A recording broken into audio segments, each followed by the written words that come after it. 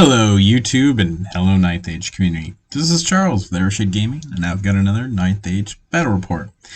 This is my opponent's Ogre list. This is my Empire Sonnstahl list. Let's start looking at deployment here.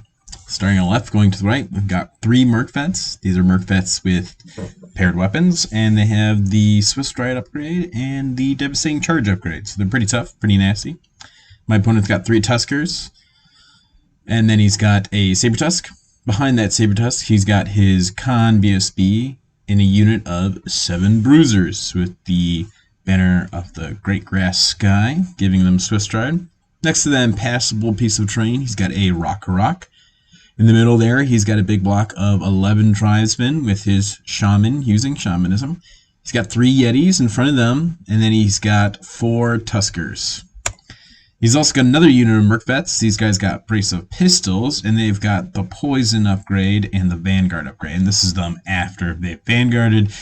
And that's unfortunately also where I Vanguarded my Riders. Didn't quite get them out of their range. As you can see here, my opponent won turn 1. So he's going first. This is my deployment before we get into his turn 1 though. Steam Tank on the left, followed by Empire Sonnstahl Giant. 3 Knights of the Sun Griffin. 40 heavy infantry with the Cosmology Wizards in that unit. I've also got my Wizard Adept on Pegasus on that hill, next to my Imperial Prince on his dragon. Then I've got 40 more heavy infantry with spears just beside that rune, with a cannon next to them, 20 light infantry with handguns next to them, and my BSB, my Artificer, is in the handgunners. And they are in the back of the board because we're playing ogres, baby. This is my opponent's turn 1. So as you can see, he moves up. He chaffs with his Saber Tusk against the Riders. Or not the Riders, the Knights of Sun Griffin. That was silly. And then, he gets zoned a little bit in the middle there, so he doesn't move up as aggressive there. And I believe he was somewhat hesitant about the handguns getting too close to them because he's currently outside of their range, which helps me, I believe. The Merc Vets on the far right with the brace of pistols, they had already moved when I took in that picture before my deployment picture, so it was we were kind of starting off, and I thought, pictures, so I started taking pictures. And yeah, so he's been a little bit more aggressive on the left there, but a lot less in the center and towards his right. He gets Awaken the Beast off for, I believe, just maybe just strength. Yeah, maybe it was just strength, just to keep the dragon away. He gets and kills with a couple poison shots, and I think I hit a couple, 3 of the Riders. I passed my break test because my BSB's right there, so not great, but good that they're still alive. Haven't fled off the board or anything.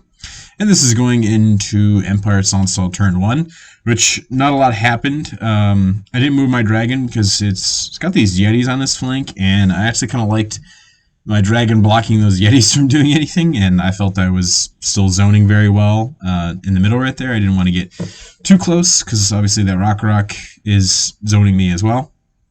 I actually attempted to charge the Saber Tusk with Saber-Tooth Tiger with my Giant. It passed its Terror test. I don't even think it had a reroll. Just passed a Discipline 6 check.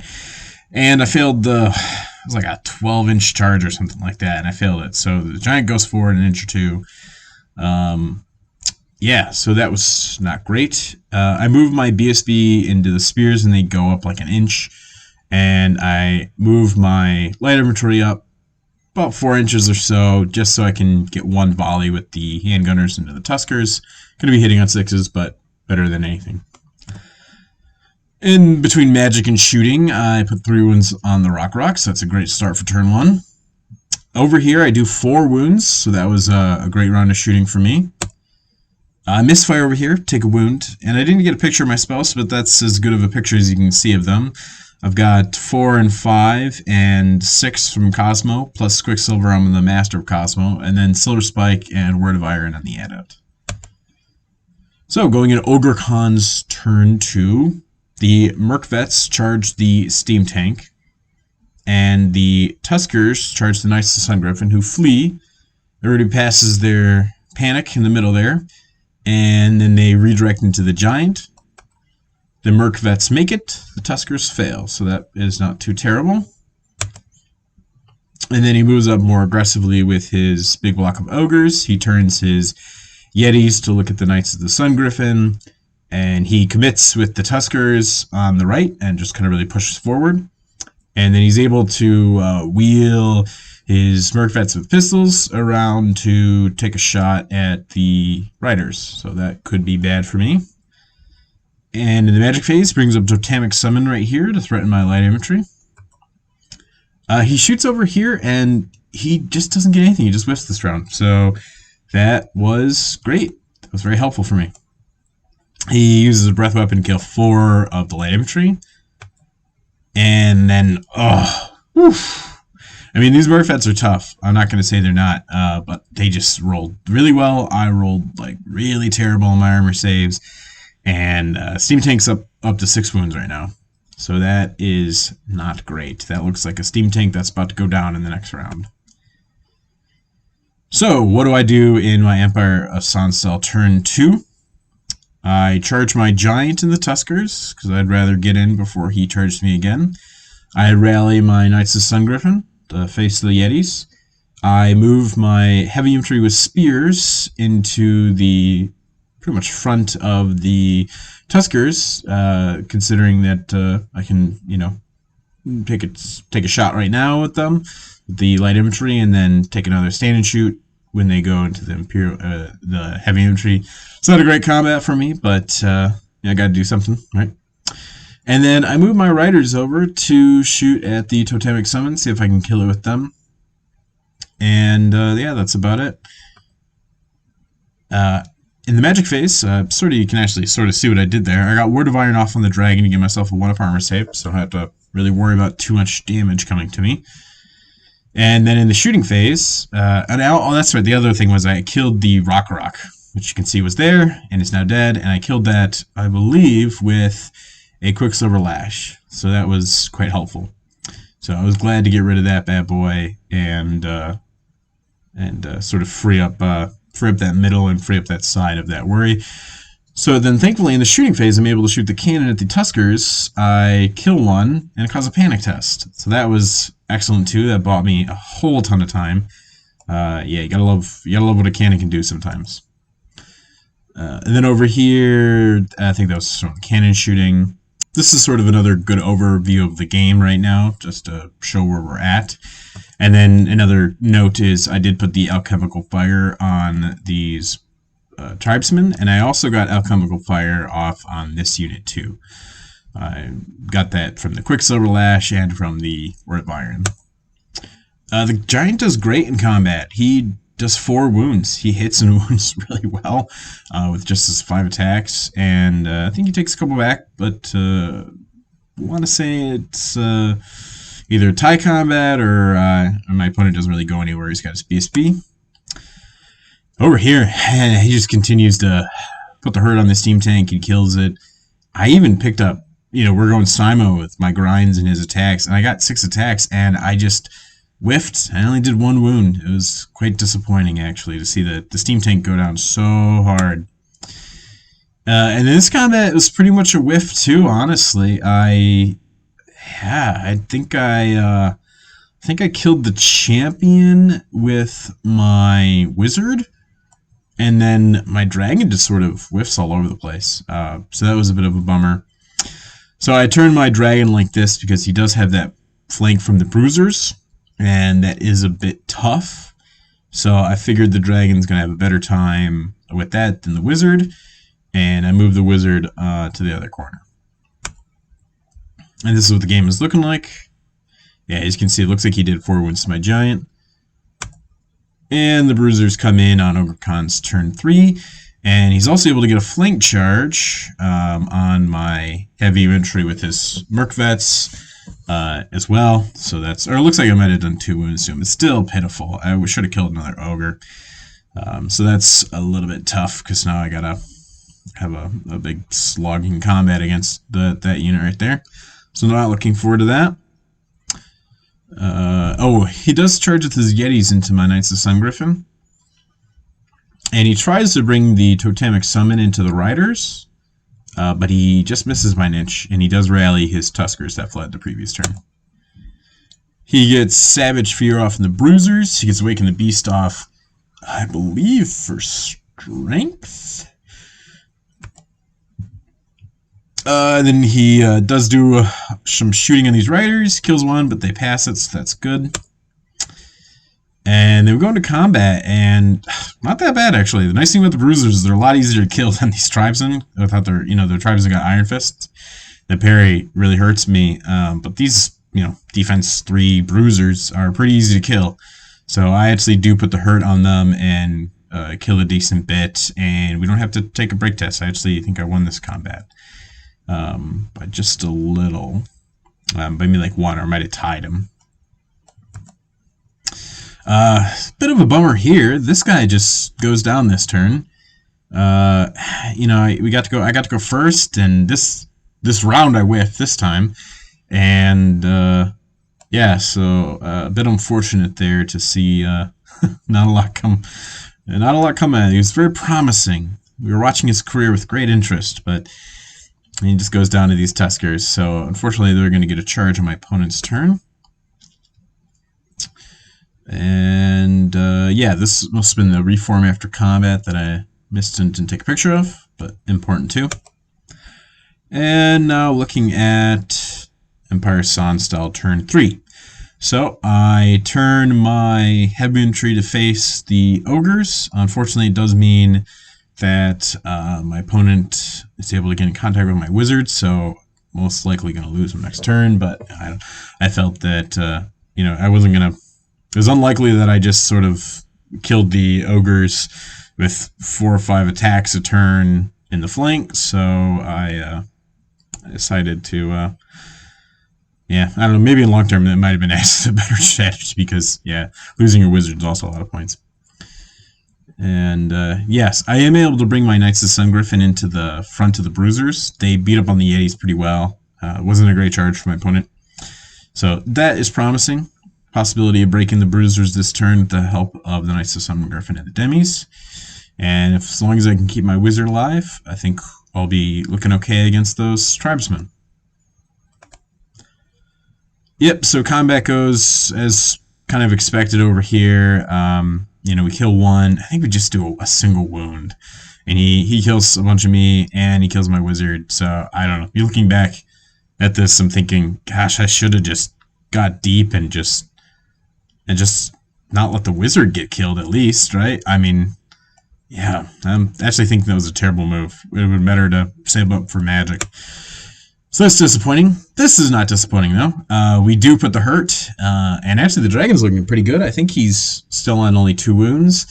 So, yeah, we couldn't catch the Bruisers as they flee, but at the very least, getting him out of that combat helps. Unfortunately, though, the wizard did get punked. He got punked by I think my opponent's shaman. He hit with 2 attacks, he wounded with 2 attacks, and I couldn't make any Aegis saves. And that was the only thing that attacked him. Because it would have been nice to have 1 wound, because then I could have reformed the dragon to not be giving the flank. Just because that is a lot of extra combat risk for my opponent. So that was just unfortunate. If the wizard died on this turn, that wouldn't have been too terrible. But yeah, that's the way it went, unfortunately. So this is now currently going into. This is the end of Empire Sonnstahl turn 3. Going into Ogre Khan's turn 4. So my opponent decides not to charge the Knights of Sun Griffin. He's actually more interested in breaking this parent unit. And just also, I mean, if the impact hits do fluff against the Knights of Sun Griffin, they're not too bad at killing the Ogres on the Tuskers. There's only 4 wounds on that unit left. Which, not a bad move to get rid of this. This way that definitely probably saves that Merkvet from getting poked to death. No other charges from my opponent. His Bruisers do continue to rally, or continue to flee, so that was helpful for me. I'm going to be able to sort of give them a little nudge off the board next turn. And he does bring his totemic summon into my light infantry. I was able to do a couple wounds to it between shooting and my riders, so I'm hoping I can get rid of it this turn. I think I have, no, I still have my, I don't have my BSB. My BSB is in the spears right now. Which, I believe this is not a charge. I believe this is just my opponent moving up. Oh, that's right. He was moving up to just block me from moving on the objective. He didn't feel like charging because I think I would have been able to still, yeah, I would have been able to stand and shoot before the totemic summon went in, and he didn't want to take those hits. So he just sort of chaffed me with this unit, and I mean, he's pretty much as good if I charge in as if he charges in against me. So my opponent gets break the spirit off the dragon, so that's a little tough. We do kill the totemic summon, so that was helpful. So I actually turned to look at this last Merkvet over here. This Merkvet tried to charge in the flank of this unit and failed. I think he needed like a 9 or something like that. So it was very fortunate that Merkvet failed, because now he's going to get murdered. This is going in Empire Sonnstahl turn 4. And we push the Bruisers and the BSB off the board with the Knights of Sun Griffin, so definitely good use of this unit. And then, honestly, just between shooting, we just murder the the rest of the Tuskers. I think the cannon did like a ton of work and just pulled off Tusker like every turn. And we shoot the Merkvet. He's dead. And yeah, this combat's just a long grind. These guys have been just staying around because of Steady Man and the Discipline 9 for the General. But yeah, crucially, I think they held on this turn, my turn, because now my opponent isn't going to have as many options on his turn 5 with this unit. So they had 1 rank, so they just barely held on with their steadfast. And yeah, the generals on the dragons just sort of been, he's kind of going between trying to kill the shaman, Dune wins the ogres, kind of like splitting up his attacks. It's just really trying to survive. I have my BSB within 12 inches to provide a reroll in case things go south. As you can see, the one Yeti did survive against the Knights of Sun Griffin, and it did rally, and it was in this perfect spot to chaff my spearmen from getting into the flank here on my turn 5. So that was a great move. It was great that he had that component, because that would have been amazing to get this giant block of heavy infantry into the flank of these ogres. That would have been very sweet, but not to be. He still had a Sabertusk alive. That Sabertusk never got killed. It basically kind of got on my side of the field, hung around for a bit, and now it's coming back to chaff the Knights of Sun Griffin. So my opponent is going to be able to have a very sweet charge against them on his turn 6. Yeah, my opponent just keeps getting break the spirit off. Even against I have a magic, obsidian rock, and I still can't spell it. And unfortunately, it's the turn where I just sort of take a few wounds. I think I take 2, I think I just take 2. And I finally just break. I keep kind of losing by like 1 because he's got a bunch of combat res against me, and it's tough to kill these tribesmen with their parry, and I've got break the spirit on me, so I'm like hitting on 5. Sometimes I'm going after the shaman because I can hit him on 4s, but he's pretty tough. The Sonnstahl is not a bad target with that because I don't have to wound against the shaman with shamanism, but the dragon is it's kind of has to go after the ogres almost. It's tough. It's not a good unit for the dragon to fight, so I do end up breaking and I flee, and my opponent does not catch me. And I think I take another wound here on the flee roll. Thankfully, don't die, but still alive. Yes. I'm not sure if that's... Oh, you know what? That might be me fleeing on my turn 5, too. Yeah. Yeah, I'm not sure. I'm still fleeing at that point, so I'm not sure what that was. Yes, but I'm not dead here. And then on my kind of turn 5, I just start to make a move for the objective, knowing that my opponent's only got his kind of last turn available to him. And there's not going to be a lot he can do.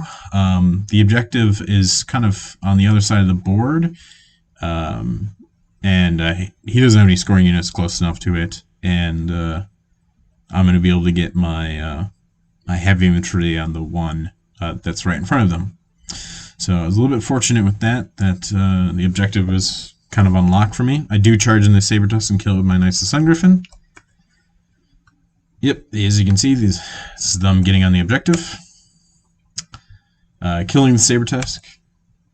And then here, my opponent uses the... I don't think the Tuskers could see, and the Tribesmen couldn't see, so my opponent is able to use his Merkvet to push the dragon off the board. So that was definitely good on my opponent.